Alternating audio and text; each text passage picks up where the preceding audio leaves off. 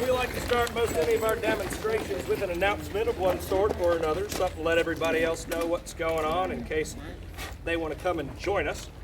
And we have found that one of the more effective ways of announcing a musket demonstration is to start by firing the musket.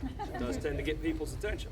So that's what I'm going to do, and then we'll talk about it a little bit and fire it a second time to wrap things up. If you don't care for loud noises, you may wish to cover your ears, as this can be a little bit on the loud side. Got ready.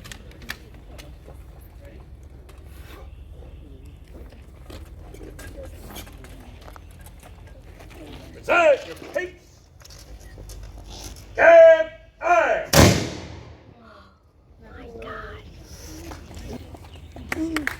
right. Like I said, usually a good way to get people's attention, right? Yeah. So what we have here is what is referred to as a matchlock musket. Going to be the most common military firearm in use in this time period and the main weapon for the soldiers here at Jamestown. They come to rely very heavily on this weapon because they feel it gives them some much needed advantages in their combat here in Virginia. And of course, who were the English initially the most worried about having to fight here? Spanish? The Spanish, exactly right. They're coming over convinced they're going to have to fight the Empire of Spain for control of this territory.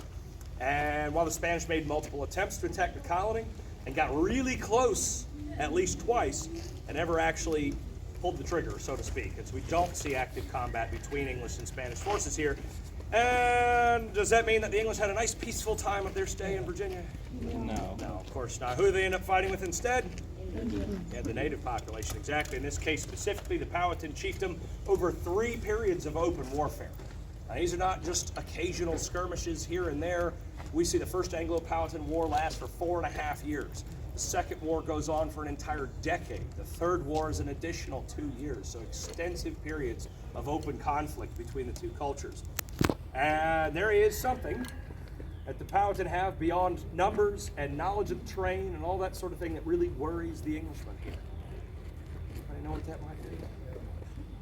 I think the Powhatan are bringing onto a battlefield that gives the English some concern. Bow and arrow? Bow and arrow. Now, this is the culture that gives us Robin Hood. The English had only just finally retired their own famed longbow 1 generation prior to Jamestown's establishment. If these guys are worried about how good the Powhatan are with their bow, what does that tell us about how good the Powhatan are with their bow? Very. Really good, yeah. One of the English gentry here, Alexander Whitaker, writing about the Powhatan archers, says, "I suppose the world hath no better marksman with a bow, for they will shoot the birds flying, the beasts running, and the fish swimming, and shoot with such a marvelous strength that one of ours taken without defensive arms was shot quite through his body, the arrow nailing both his arms to his sides." So, easy to see why these guys remain enthusiastic about wearing armor, and why they feel like they need some kind of advantage going up against that level of skill on the battlefield. Now, amongst other things, it's going to give you about twice the effective range of the Powhatan bow. That's useful right there. Right? Being able to hit them before they're close enough to accurately hit you. Certainly going to be useful for the English soldiers here. Hitting power is going to be another one. Arrows, whether Powhatan or European, are not getting through this breastplate. This is specifically designed to do so. Propelling, and they're not standardized, but the neighborhood of 1/12 of a pound of lead, upwards of the speed of sound. 1,300 feet per second. You get that kind of mass moving at that kind of velocity, you've got enough energy to reliably pierce armor and drop horses. Exponentially higher energy being transferred to the target than any arrow can accomplish. So yeah, another big advantage there. And of course, the importance of a weapon that hits harder. Anybody? No? How many times do you want to have to shoot your adversary before he stops shooting back? Ideally once. Now, is it possible for a single arrow to kill you? Yes. Absolutely. Is it possible for a single arrow to hit you somewhere non-lethal but take you out of the fight? Yes. Is it possible to get stuck full of arrows and still be capable of fighting? Yes. Yes. It's down to exactly what it hits. It is highly unlikely that a single musket ball, no matter where it hits you, is going to leave you serviceable enough to continue fighting.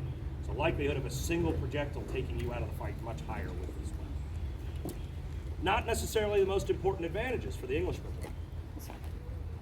The warriors, the Powhatan warriors here, are so exceptional with their bow because of the depth of their training. They've been practicing since they're 5 or 6 years old. They've been building skill, physical conditioning, and strength around the use of that bow since kindergarten. They should be that good, right? Now, some of the men that the Virginia Company has brought here do have a military background. They've similarly got years of experience that they can draw on. And some of the men they brought here have likely never seen a battlefield before.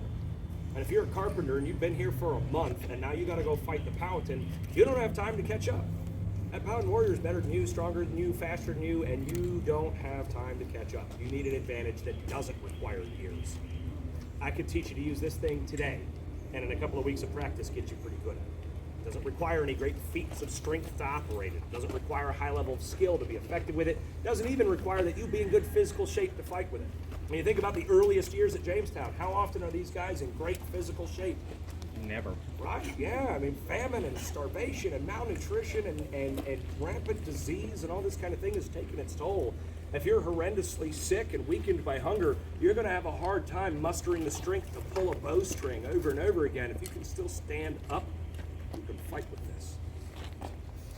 A English combat commander in the 1590s wrote something to that effect, saying, "How sick or weary a soldier may be, if he can but gain his feet and bring his musket to his rest, he still may serve his prince." You could be half dead with dysentery and still fight with this.